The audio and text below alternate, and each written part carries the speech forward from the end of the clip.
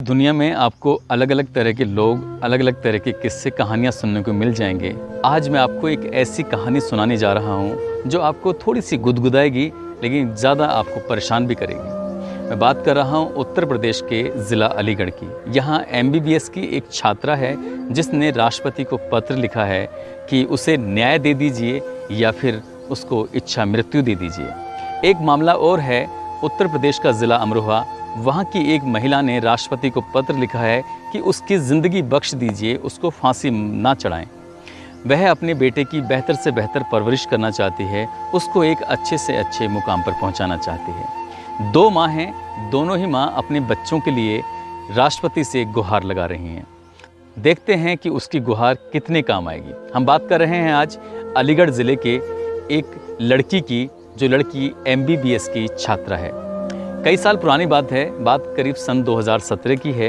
एक दिन उसके फेसबुक पर एक फ्रेंड रिक्वेस्ट आती है। वो फ्रेंड रिक्वेस्ट गौरव दहिया नाम के एक व्यक्ति की होती है, जिनके बारे में लिखा है कि वह गुजरात के IAS कैडर के अधिकारी हैं।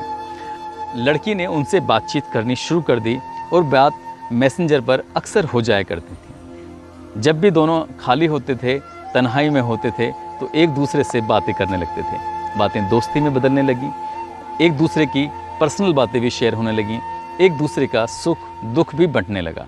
बात धीरे धीरे आगे बढ़ती चली गई और ये कहानी प्यार मोहब्बत तक पहुंच गई। दोनों ने एक दूसरे के साथ जीने मरने की कस्में भी खानी शुरू कर दी। एक दिन ऐसा आता है, 25 जनवरी 2018 को गुजरात से वो IAS ऑफिसर लड़की से मिलने के लिए अलीगढ़ पहुँच जाते हैं। उसके घर वालों से मिलते हैं, उससे बातचीत करते हैं, कहते हैं कि तुम मेरे पास रहो, मेरे साथ चलो और हम दोनों हमेशा हमेशा के लिए एक दूसरे के साथ रहेंगे। माँ बाप और परिवार के बहुत सारे लोग हैं, उनसे मिलना आपको बहुत अच्छा लगेगा। लड़की मान जाती है और दिल्ली चली जाती है। दिल्ली में जाने के बाद 24 फरवरी को दिल्ली के एक मंदिर में हिंदू रीति रिवाज के हिसाब से दोनों शादी कर लेते हैं और दिल्ली के साउथ एक्स में एक फ्लैट लेकर दोनों रहने लगते हैं। ये जो टाइम था, दोनों के बीच में प्यार की पीगें इस कदर बढ़ रही थीं कि दोनों एक दूसरे के बिना रह भी नहीं पा रहे थे। धीरे धीरे कहानी चलती चली गई और एक दिन वो लड़की जो MBBS की छात्रा है, जो IAS अधिकारी की दुल्हन बन गई थी, वो गर्भवती हो जाती है और 23 नवंबर 2018 को उसने एक बड़ी खूबसूरत बेटी को जन्म दिया। बेटी को जन्म देने के बाद घर में खुशियों का माहौल होना था, लेकिन IBC 24 वेब पोर्टल के अनुसार IAS अधिकारी को बेटी का पैदा होना पसंद नहीं आया। कहते हैं कि वो उसी दिन के बाद हमेशा के लिए पत्नी को छोड़कर चले गए। अब MBBS छात्रा ने पति की तलाश करनी शुरू कर दी, खोजबीन करनी शुरू कर दी कि वो कहाँ रहते हैं, क्या काम करते हैं। इसके लिए वह गुजरात चली गई। गुजरात में जाने के बाद उसने पति को तलाशना शुरू कर दिया, लेकिन पति आसानी से नहीं मिले। जब काफ़ी तलाश करने की कोशिश की तो आखिरकार वो मिले, लेकिन उन्होंने अपनी पत्नी को पहचानने से इनकार ही कर दिया। यहाँ पर लड़की की मुश्किलें इस कदर बढ़ गईं कि वह अपनी बेटी को गोद में लेकर दर दर की ठोकरें खाने लगी। एक दिन उसने गुजरात में GDA विभाग होता है, GDA विभाग में शिकायत की। मामला मुख्यमंत्री तक पहुँचा। मुख्यमंत्री ने मामले को गंभीरता से लेते हुए 5 IAS अधिकारियों की एक टीम तैयार की और पूरे प्रकरण की ईमानदारी से जांच कराने की कोशिश की। जांच में वही पाया जो था, यानी कि IAS अधिकारी प्रथम दृष्टया दोषी पाए गए। बताया गया कि उन्होंने लड़की से शादी की थी, उन्होंने लड़की से फेसबुक से दोस्ती की शुरुआत की थी।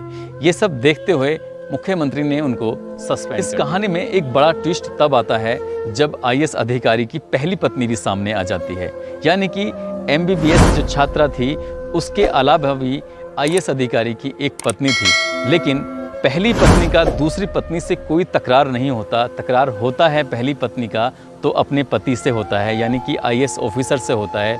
और उन दोनों के बीच इस कदर दूरियां बढ़ी, इस कदर गहरी खाई खुद गई कि उन्होंने 14 अगस्त 2019 को हमेशा हमेशा के लिए अलविदा कह दिया, दूरियां बना ली, तलाक ले लिया और वो पहली पत्नी हमेशा के लिए छोड़कर चली गई।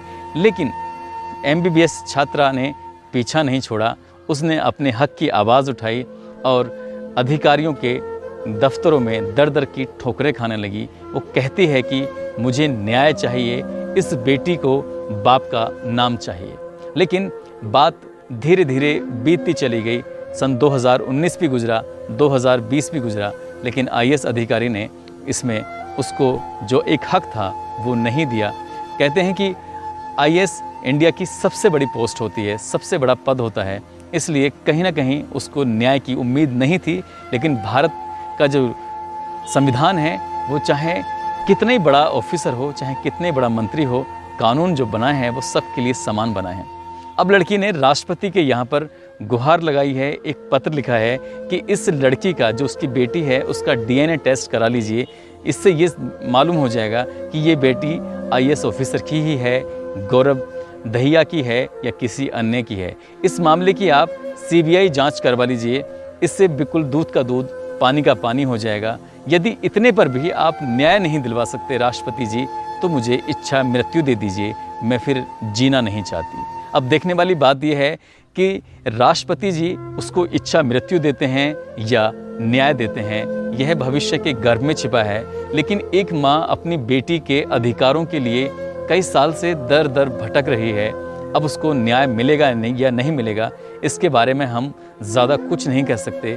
लेकिन इतना ज़रूर कहेंगे कि फेसबुक का प्यार ज़्यादा दिन नहीं चलता है, इसलिए फेसबुक पर प्यार करें तो उस पर बस थोड़ी सी लगाम ज़रूर रहनी चाहिए। कहते हैं कि अधिकांश मामलों में फेसबुक का प्यार ज़्यादा लंबा नहीं चलता। जैसे कि चाइना का सामान चला तो चला बहुत लंबा, नहीं चला तो कुछ नहीं चला। धन्यवाद।